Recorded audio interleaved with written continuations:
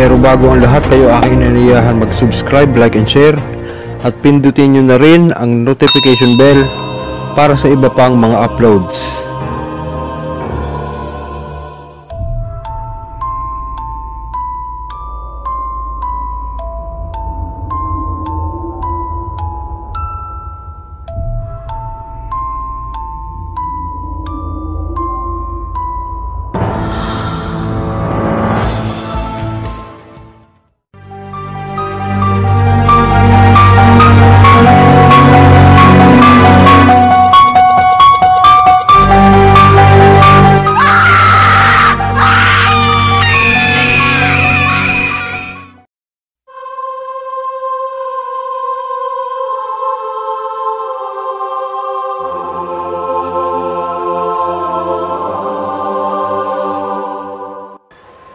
Ayun, magandang gabi pong muli sa inyong lahat.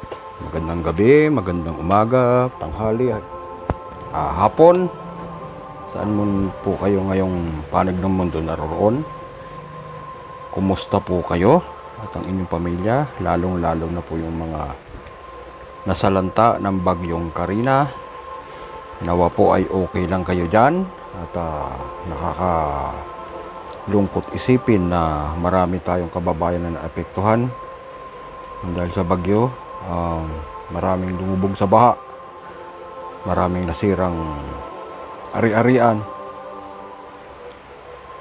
lalo na po yung ating mga kababayan na kapos sa biyaya. Mga sapat lang ang kinikita para sa pamilya, so, lalo pong lumubog sa kahirapan. So nakakalungkot po. Ipagdasal po natin sila na naway nasa maayos silang kalagayan, at yung buhay po nila ay hindi naman nawala, ganun po. So patuloy po tayong babangon. Pilipino tayo, babangon tayo kahit anong bagyo pa yan, kahit anong unos pa yan, po. At nawa po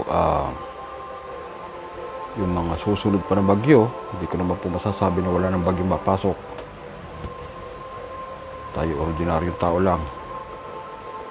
Nawa yung mga susunod pa mga bagyong papasok ay wala nang maapektuhan, at maging ligtas sa lahat. Mag-ingat po tayo at naway lagi tayong patnubayan ng Panginoon, po. So syempre, shout out po muna tayo, po. Ayun, shout out po kay Felipe Banson, shout out kay Tuperdol 7933, shout out kay Prosperity Magnet 888, shout out kay Andy Love Eddie J, shout out kay Silas Eleanor Ballesteros, shout out kay Ednel Caceres, shout out kay Admiring Dominos, shout out kay Leo Dapat, shout out kay Juyeng Badikwe, shout out kay Ronaldo Aragones, shout out kay Leon Kilat, shout out kay Lakindandoy, shout out kay Patrick Mendez, shout out kay Instrument of God. Yan sa mga nagnanais pong magpagamot sa bandang Makati po sila nakatira. Ang kanya pong FB account ay Apo Jimmy Aspiliaga. Nag-home service din po sila. So sa mga nagnanais pong magpagamot sa bandang Maynila, sa bandang at kahit saan pong lugar sila ay nagmimisyon kasama ang kanyang kasama po ang kanilang mga kasamahan na manggagamot, po. Paki-subscribe na rin po ang kanyang YouTube channel na Instrument of God. Paki-suportahan na lang po natin. Yun din po ang pangalan niya sa YouTube, po. So shout out din po kay Andro. Ayan po ay isa rin po naming kasamahan na manggagamot sa taga Antipolo. So mga part ng Antipolo, yung mga malalapit sa Antipolo, mag-message din po kayo sa kanya, sa kanyang FB account. Ayan po ang kanyang FB, Andrin Sarsuelo. Magnanais po magkapagamot. Ayan po, paki-message po yan, ano. Ayan, shoutout din po kay Enrique Bachao sa mga taga Pampanga po na may mga sakit na espiritual o hindi yung mga hindi maipaliwanag ng doktor, walang findings. Mag-chat din po kayo sa kanyang FB account.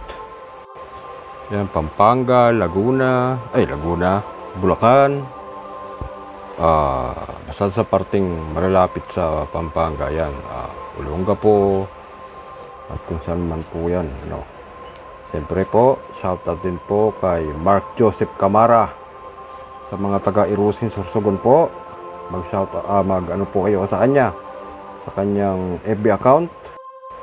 Yan, YXM Bulgaria po ang pangalan niya sa FB, ano. Wala, hindi ko po ma-screenshot dahil parang naka-private yata yung kanyang FB account. So lumalabas ay basta ganoon, naka-private siya. Shoutout din po kay JM Salinas. Ayun, bro, thank you so much sa pag-share ng ating mga video. Mag-chat, mag-comment ka kasi sa mga video dito kasi hindi ko na yung mga nag-share kasi bihira ko makita. So mag-comment ka sa mga video para na siya shoutout kita. Sensya ka na ha, pero shoutout sa iyo, bro. Thank you, love you. Shoutout din po kay Alvin Bautista. Yan po, isa rin pong manggagamot na taga Montalban, Rizal. So sa mga nagnanais pong magpagamot at gustong magkaroon ng aklat, mga legit po na aklat ha, PDF, aklat, PDF lang po yun ha. Mag-comment po kayo, mag-message po kayo sa kanyang FB account. Ayan po, Alvin Silbosa Bautista. So magpapagamot sa bandang Montalban, sa malalapit sa Montalban. Nag-home service din po siya kung saan nakakarating. Bulacan, part of Manila, ganyan po ha. Shoutout din po kay Dato Patriarca. Yan, isa rin po sa aking kaibigan na talagang manggagamot din po yan, ano po. At talagang yan ang kasama ko sa paghahanap ng mga legit na aklat na converted po sa PDF ha. PDF.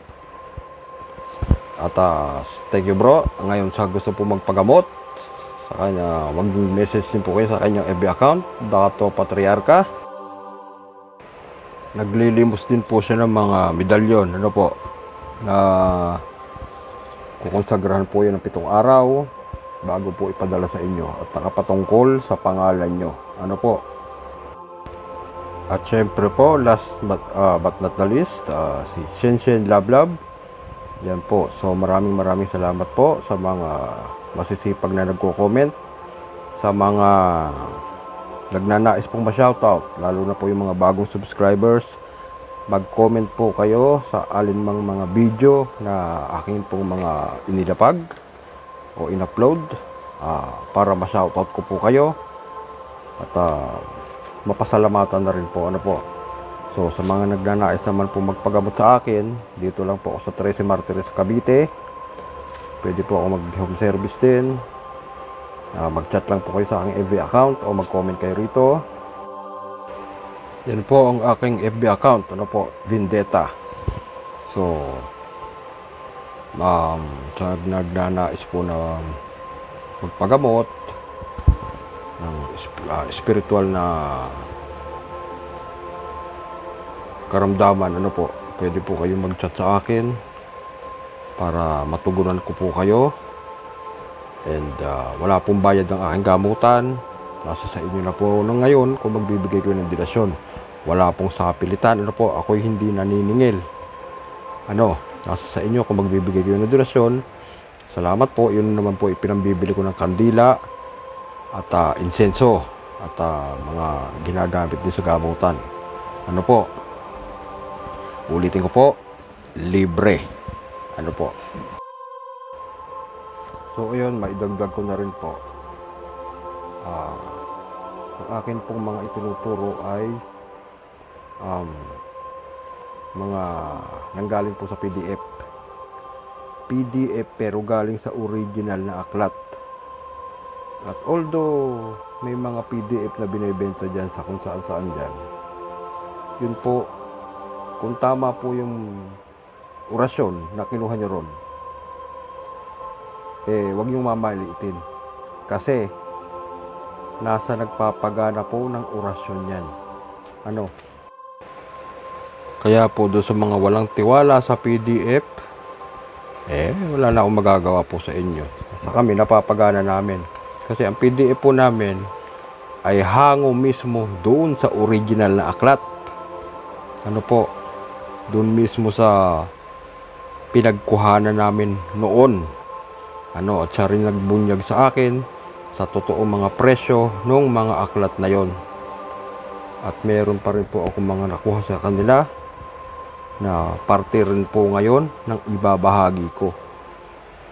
Yung ibabahagi kong kaalaman ngayon galing din po sa PDF. Meron kasi namamaliit sa PDF, porque PDF lang gamit ng mga yan. Napapagana namin, yun ang importante doon. Nakakapagpagaling kami. Yung mga gumagamit ng PDF, excuse na lang po doon sa mga legit talaga yung mga aklat na hindi PDF. At least ang mahalaga po sa amin, napapagana namin, nakakapagpagaling kami ng may sakit. Wala kaming hinihinging bayad, kahit 5. Mag-donate sila, salamat. Kung hindi, salamat. Wala kaming hinihingi po. Yung hindi katulad po ng iba, may presyo, pasintabi na lang po doon sa mga may presyo yung gamutan. Ako po, wala talaga, wala. Kahit magtanong kayo sa akin mga naging pasyente, wala akong hiningi sa kanila. Minsan, ako pa ang namamasahe. Wala pa po kasi akong motor. Bibili pa lang pagdating ng aking insurance para may pang service ako. So, pasintabi po doon sa mga nagpapabayad. Hindi ko po kayo kinukundina kasi yan ang gusto nyo. Wala na po akong magagawa dyan.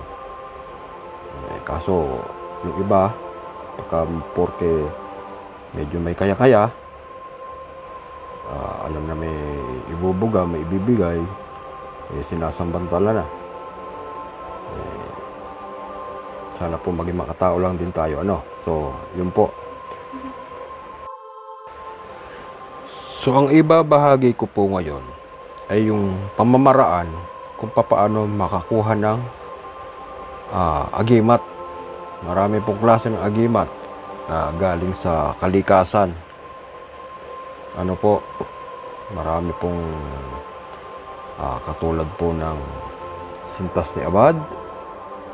Tapos kung paano mga tinamedalyon sa mga bukal, mga gamit na nakukuha sa mga taong patay, at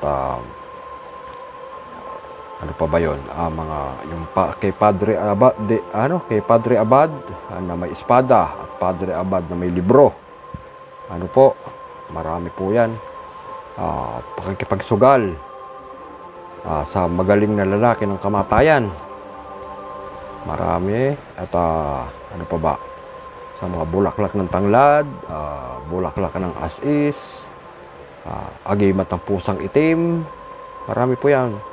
Mutya sa saging, niyog na may 2 suhi, at siyempre yung mga nanggaling sa bata, yung batang bagong panganak. Yan po ang ating mga ibabahagi. So ito po yung ating part 1. Kaya sundin lang po at siyempre baka may matutunan kayo, subukan nyo. Pero paalala ko lang po, kailangan po dito ng napakaraming klase ng pag-iingat. Kasi kung mahina-hina ka, mahina-hina yung loob mo, maaari po nating ikamatay, ano. Ito po ay palakasan ng loob. Kung tatagumpayan mo, mas maganda para sa'yo. Kung hindi, wala, mamalasin tayo, ano. So, ito po ang pagkuha nito ay kailangan matapang ka. Tapang ang unang-unang mong gagamitin, tsaka talino. Ano po, yan pong dalawang yan ang lagi magkasama. Pero mas maganda po na humingi muna kayo ng mga paggabay sa mga kilala nyo na, ano ba tawag dito, mga eksperto sa pagkuha ng mga mutya na yan. Ano po, mutya or agimat, kung ano man po yan na galing sa kalikasan. At dahil hindi po basta-basta yan, mapapalaban po kayo talaga dyan. Kung hindi kayo mag-iingat, madidisgrasya po tayo, ano po. Ang sabi po dito, listed are the full procedures of our Filipino babaylan, ancient times, on how to acquire full power of the agimat, which comes directly from the source or owner itself. So yun, ang ginagamit ng ating mga sinaunang manggagamot, ang tingero, ang pamamaraan sa pagkuha ng mga agimat sa kung saan saang dako ng lalo sa kagubatan, sa mga hayop, sa puno, sa mga halaman, sa tao mismo. So ayan, so sinasabi po rito, the system is fearful and terrifying but worth serving because the processors should be fearless and intelligent. Ayan po ang sabi dyan. These procedures are gathered and carefully studied to enlist the true scenarios that should be done to escape from traditional hearsay or imaginary invented events that resulted to no effects. Yan to po ay masusi daw po pinag-aralan ng may akda ng aklat na ito, na yun to, totoong mga pangyayari na maaari nyo ma-encounter habang ginaganampanan nyo yung pagkuha sa mga agimat na yan. Ano po? At hindi yung kwentong-kwento lang, kwentong kutsero lang, kwentong barbero, ano, ganyan po, ano. Yan po ang sabi ng may akda ng aklat. Generally, most of it are parts of fairies, encantos, and encanto malignos. So, yan po, dyan po ang kalimitan daw pong nanggagaling yung ating mga agimat na nakukuha mula sa kalikasan. But sometimes, God has many ways and means to help a particular person. Ayun. So, minsan, ang Panginoon na mismo ang gumagawa ng paraan para magkaroon ka at magtangan ka ng nasabing agimat na naisin mo. Ano, o siya talaga yung tuturo sa iyo. Ito ang kunin mo. Ayan, ang sabi pa, he uses this kind of energy to counteract the same kind of energy. The black powers were sometimes tolerated by God, and perhaps whoever has a pure good heart, in the end, always minds, because each persons are judged through his deeds. Yun na po, ang sabi niya, ang Panginoon ay gumagamit ng same energy para yung lakas sa lakas, kumbaga labanan ng lakas sa lakas. Tapos yung mga itim na kapangyarihan ay minsan ipinahihintulot ng Panginoon para malaman kung ikaw ba talaga ay may magandang kalooban. At yung may magandang kalooban na yun, sa pagkatapusan, siya ang magkakaroon ng agimat, pagkakalooban, lalo yung mga matataas na klase ng agimat. Ano po, yan po ay talagang minsan daw ay sinasadya ng Panginoon na ibigay ka sa ganong klaseng kalalakas na mga kalaban or elemento or kung ano man po yung mga nagbabantay dyan sa mga ano na yan, sa mga mutya na yan or agimat, ganyan, ano. Diyan malalaman at masusukat yung kalakasan, katalinuhan at kagalingan mo. Ganyan po, ano po. With these scenarios or procedures, we may be able to know the natural attitude of a man, whether he have courage or not. It's brave because if we know our enemy and if we know what to do against him, we are confident that we will win the fight. So ayun, kaya pala talagang binibigyan tayo ng matitinding pagsubok sa pagkuha ng mga agimat na yan.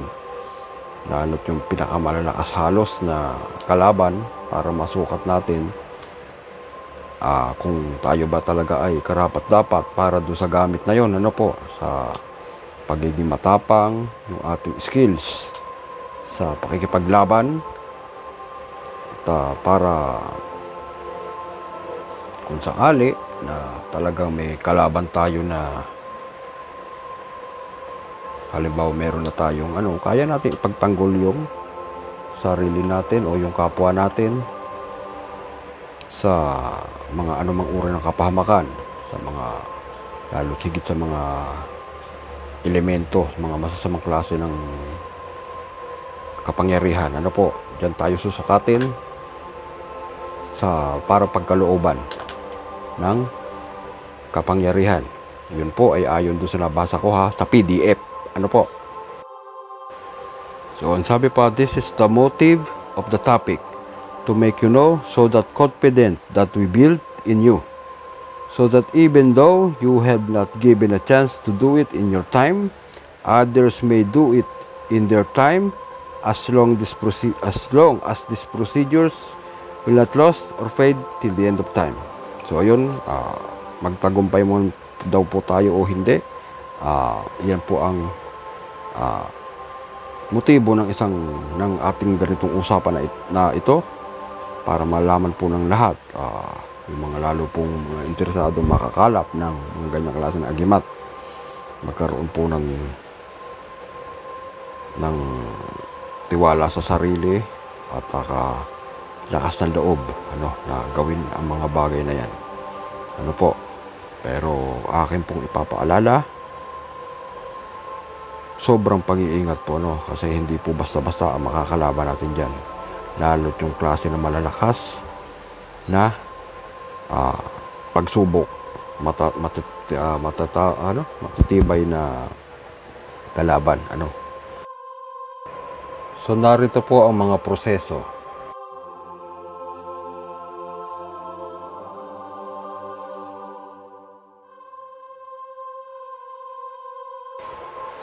Ang una po ay ang pagkuha sa sintas ni Abad.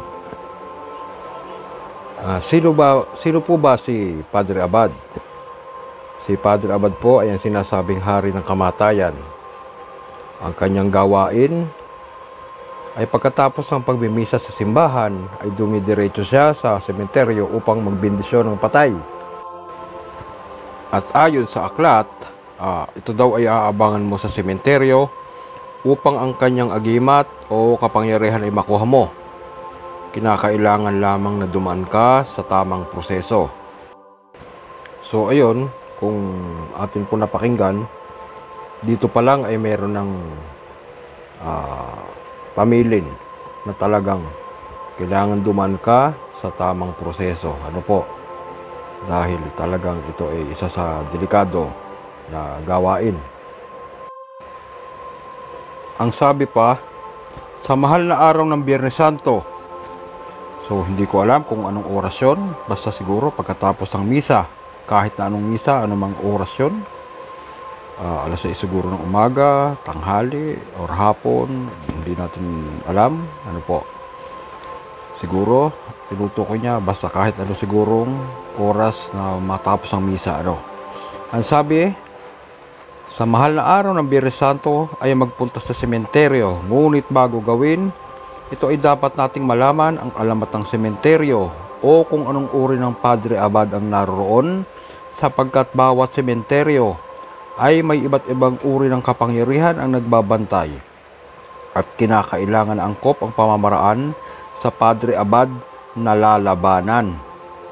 Malupit, talagang aalamin muna natin kung ano yung dapat na nandun at ang pamamaraan ng ating gagawin, ano, kasi iba't iba po yan. Sabi ko nga po, may sintas ni Abad, may Padre Abad na may aklat, may Padre Abad na may espada, ano, so tatlong klase ang maaari natin makalaban doon, depende sa nasa sa sementeryo. Ayon pa sa may akda ng PDF, kung kapre o Padre Abad lamang ay magsuot ng abitong itim. Ayun po yung ginagamit ng mga mga pare, yung abito, kaya lang kulay itim. At sa ika-11 ng gabi ay magsimula na magpunta sa sementeryo. Ayun, so hating gabi pala. Yung pala sabi, hating gabi. At humiga ng pahalang sa daanan nito, sa daanan ng sementeryo, doon mismo sa loob, doon sa may makapasok ng gate. Magpatay-patayan, ngunit laging bukas ang isip sa lahat ng maaaring mangyari. Ngunit bago ang lahat, sa umaga pa lamang ay kumuha ka na ng badyang. Ano ba yung badyang? Ito ay ang parang gabi na ubod o bunga na sa ilalim. Yung pinaka sakwa. Ano ba tawag doon sa Tagalog kasi sakwa, yung pinaka bungo niya sa ilalim. Bungo ng gabi, ano. Kunin mo ito at lagyan mo ng konting butas at ibaon ng malapit sa may pintuan ng sementeryo. So yun pala. Doon sa may pintuan ng sementeryo. Bakit? Bakit doon? At hindi mismong hawak mo. At kung dumating na si Padre Abad, ay may taas itong 7 piye. So yun, 7-footer si Padre Abad. Mariose, pwede na siyang center ng basketball. Ano po? Ang kanyang normal na taas, ngunit maaari siyang magpataas o magpalit sa ibig niya. So pwede pala siyang mas mataas pa sa 7 feet. Diyos ko po, paano mo lalabanan yun kung 5-footer ka lang? Or 5'6", ganyan, 5'8". Pagdaan niya sa iyo, ay hihinto ito at ititiklop ang kanyang isang tuhod. At kakapain o hahawakan ka kung ikaw ay patay o buhay. Dito sa parte na ito ay kailangan magpatay-patayan ka. Ngunit tingnan mo kung ano ang kanyang hawak. So yung mata mo pala ay kailangan parang hap-hap lang, yung pakisap-kisap ka lang gano'n, no? Para hindi ka makita na buhay ka. At ano pa, kung walang hawak ay tatayo ulit ito at lalaktawan ka. Ang kanyang sintas ay napakahaba. Yung pong sintas na sinasabi niya siguro yung tali sa bewang, kasi nga padre siya, di ba? Pagkahakbang niya sa iyo, ang sintas niya ay dadaan sa iyo. Siyempre, hahakbang ka niya. Tumayo ka at kunin ang dulo ng kanyang sintas at putulin mo sa pamamagitan ng dala mong basag na bastos na pinggan. Ano po ba yung bastos na pinggan? Diyos ko po, meron pala nun. Ito po yung siguro yung losa or porselana na pinggan, basag. At ang sabi po, walang ibang makakaputol nito kundi yun lamang na yung itinago at nasa bulsa. Kailangan pala magdala ka rin nun. Ano po? Yun ang pamputol. At ayon pa sa may akda, kapag naputol mo na ay isubo mo ang nasa dulo ng sintas at ito ay ang mutya. So yun pala yun, yung nasa dulo. Paano kung dumaan sa sorry. Kagatin mo ito at sa anumang paraan ay huwag mong bibitawan sapagkat ito na ngayon ang magsisilbing iyong lakas. Hilahin mo ang sintas hanggang sa bumagsak si Padre Abad. So yung natira doon sa pinagputulan mo, siyempre nakakabit pa sa kanya yun. Pagbangon niya ay babawiin niya ang kanyang mutya na iyong nakuha na nasa iyong bibig. Bago siya makalapit ay talunin mo ang itinago mong ubod ng badyang. So yun, tatalunin mo pala. Pupuntahan mo ngayon yung ubod ng badyang na yun at isuksok mo ang mutya doon sa dulo na nasa bibig mo. Ano? Ano sabi? Isuksok mo ang mutya dito na nasa bibig mo. At sabihin mong ito ba ang kailangan mo. Kakausapin mo pala si Padre Abad. Ano? So, dyan pa lang sa eksenang yan, alam na this. Bakba ka na. Ano? So, kailangan talaga dyan pa lang matapang ka na. Nandyan ka na, hindi ka na makakaatras. Papatayin ka niyan. Hawak mo na eh. So, di ba? Matindi-tindi itong labanan na to. At ang sabi pa, hindi niya ito mahahawakan sapagkat kontra sa kanila ito. Yung badyang, yung ubod ng badyang ay kontra daw sa kanila dahil ito ay makati sa kanila. Bago siya umalis ay iiwan niya ang kanyang libreta. Ayun, so may pa-souvenir si Father. Ninakawan mo na, binigyan ka pa. Oh, saan ka pa? Oh, di ba? Ang pamamaraang badyang ay pandaraya sa kalaban upang hindi na kayo maglaban pa. So ayun, dadayain mo pala si Padre Abad. Ayun. So kailangan din pala talaga matalino ka, no? Biruin mo yung hari ng kamatayan, dadayain mo. Oh, hindi ba? So ito pa ang sabi.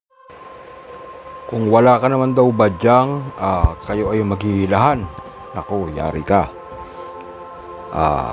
Paghila mo sa kanya ay dadaklutin ka nito at itatapon pa itaas. Diyos me, gaano kaya kataas yun? Siyempre malakas yan kasi 7-footer or mas mataas pa sa nais niyang height. Ang batas ay huwag kang sisigaw o matatakot. Ibig sabihin pala kung wala kang badyang na pagsusuotan nung sintas na nasa bibig mo, dadakutin ka niya. Huwag kang matatakot, huwag kang sisigaw. Dahil kapag ibinaka mo ang iyong bibig, ay mawawala ang mutya at pag nangyari iyon, ay wala ka ng lakas at maaari kang masaktan.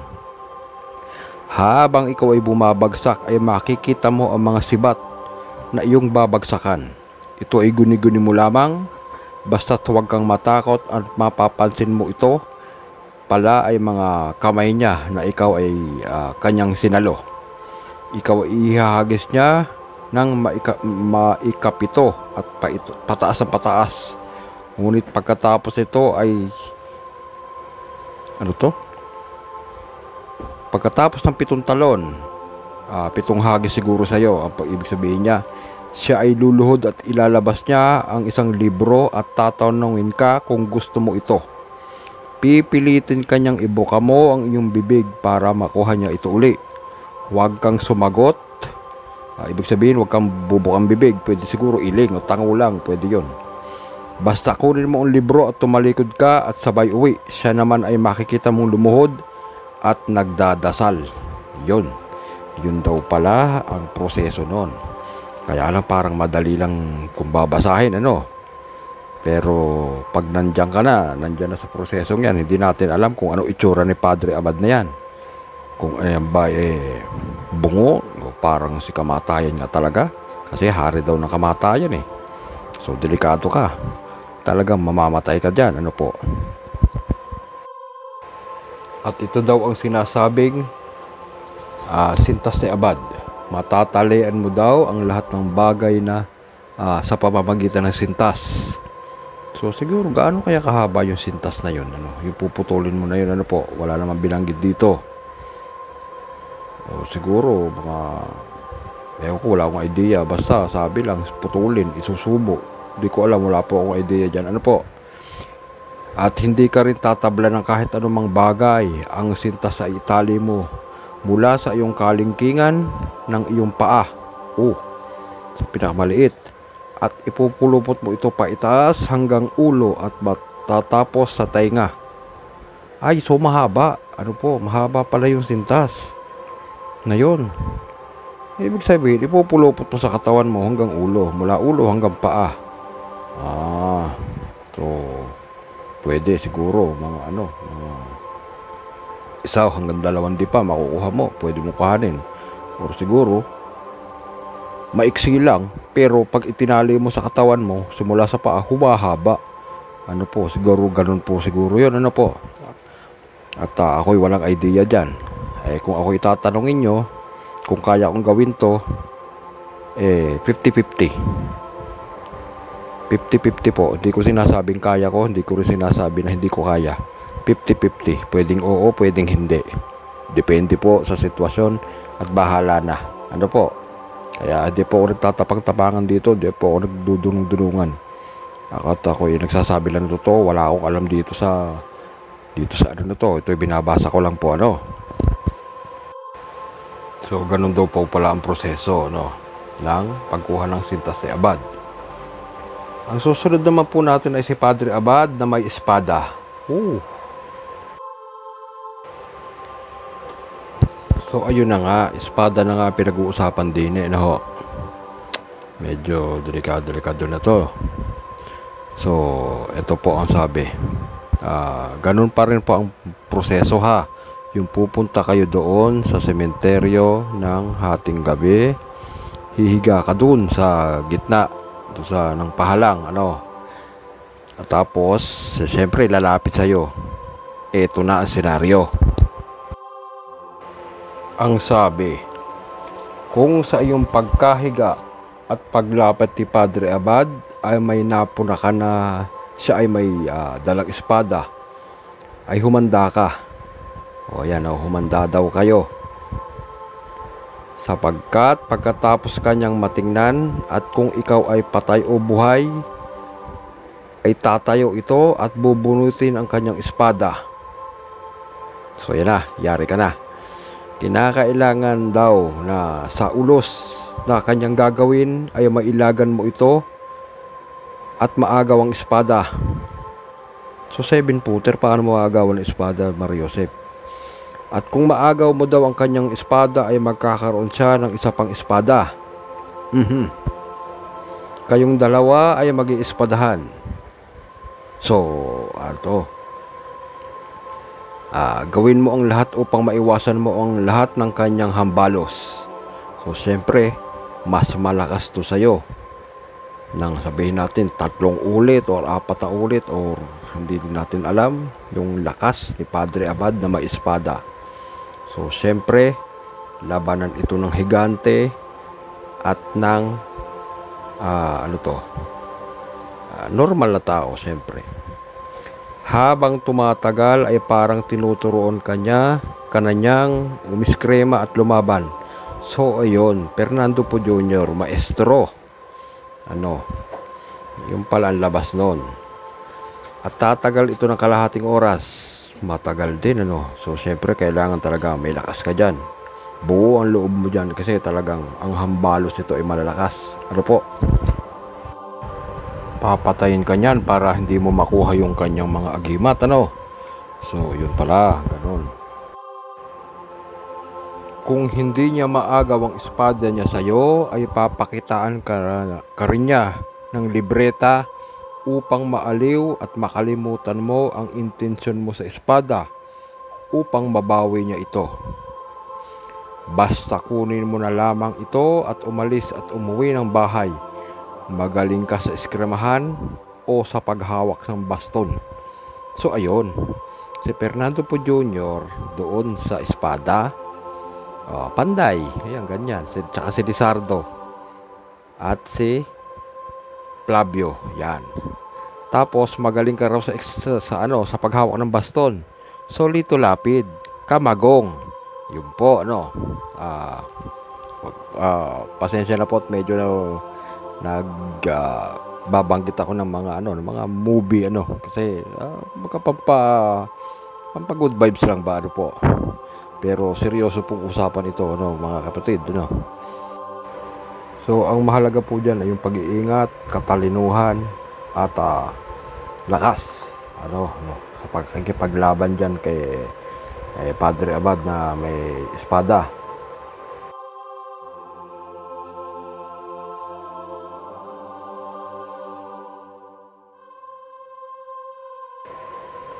Ang susunod naman po natin ay ang Padre Abad na may libro. So, ayun po. Ayon sa may akda ng PDF na aklat, kung sa tingin mo ang Padre Abad na ito ay may librong hawak, ay mag-iingat ka. Ito ay madali ngunit delikado. Pagkatapos kanyang mapulsuhan, ito ay tatayo at bubuksan ang kanyang malaking libro na halos tabon sa muka at magbabasa. So ayun, babasahan ka pala niya. Ang kagandahan lang nun ay nakatakip siya sa muka. Nakatabon sa muka niya yung aklat. At hindi kanya makikita. Hindi mo rin makikita yung kanyang muka. Ang sabi, huwag mong hintayin na matapos siya ng pagbabasa. Sapagkat kung matapos siya ng pagbabasa at nag-antanda siya ng krus sa iyo, ay nandoon ka ring nakahiga, matutuluyan ka ng mamatay. So, delikado. Kailangan pala agawin mo kaagad. Sa oras binuksan niya yung kanyang aklat at itinabon sa muka, bumangon ka kaagad, agawin mo, takbo. Dahil sa oras na tapos siya, hindi natin alam kung gaano kahaba yung kanyang binabasa na yun. At nakrusong ka niya, yari ka na. Goodbye earth ka na, Kaya pagkatabo ng kanyang libro sa kanyang muka, ay bigla kang bumangon at agawin ng libro at tumalilis ka ng takbo pa uwi. So yun nga, tulad na nabanggit ko, karipas ka agad ng takbo, huwag ka nang papaabot sa kanya, yari ka na. Makikita mo ang librong napakalaki ay kasing laki lamang ng posporo. Oh, maganda. Dito nakasulat ang iyong mga kapangyarihan. So yun, maganda nga pala talaga ito. Talagang mapapagana mo ng bonggang-bongga. Talagang kapangyarihan talagang masasabi. Yun. Ayon pa sa may akda, kung hindi mahal na araw ay nagagawa din ito. So pwede pala, ordinaryong araw, basta Biyernes at bilog ang buwan at sa krus na daan. Sa krus na daan. Ito ang klase ng Padre Abad na ito. Lamang na may libro ang makukuhaan ng ganitong agimat sa hindi mahal na araw. So si Padre Abad na may aklat lamang pala ang uubra kahit hindi mahal na araw. Basta araw ng Biyernes at bilog ang buwan. Ganun pala yon. Nauuna sa kanya ang isang ibong itim na magbabalita kay Abad. Ngunit tulad ng sinabi ko na kung matapos ang kanyang pagbabasa ay mag-antanda ng krus ay hindi ka na makakabangon at ikaw ay tuluyan ng mamamatay. So talagang hindi mo pwedeng tapusin yung kanyang pagbabasa. Kung gaano man kahaba o kaiksi yun, hindi natin alam. Basta ang binanggit, pagkatabo ng mukha niya doon sa aklat niya, agawin mo kaagad, takbo.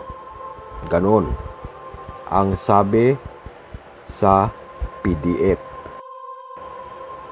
Sa mga nabanggit na pakikipaglaban, kung ikaw ay matalo, ay hindi ka naman mamamatay, liban sa Abad na may libro. So yung sintas na Abad at saka yung yung may espada, yung Abad na may espada, hindi ka pala mamamatay. So magkakabali-bali lang buto mo, ganun. Kundi dito lamang kay Padre Abad na may libro, ikaw ay magkakasakit na parang tinakasan ng espiritu o parang nausog. Yari din, mababaliw-baliw ka rito. Kaya sa may kaalaman sa espiritual at albularyo lamang ang nakakagamot sa iyo. Paano kung malakas-lakas at hindi kaya ng albularyo? Hindi yari ka rin. So, syempre, lalapit ka doon sa mga lehitimong albularyo. Doon sa magagaling talaga. So, ganun pala yun.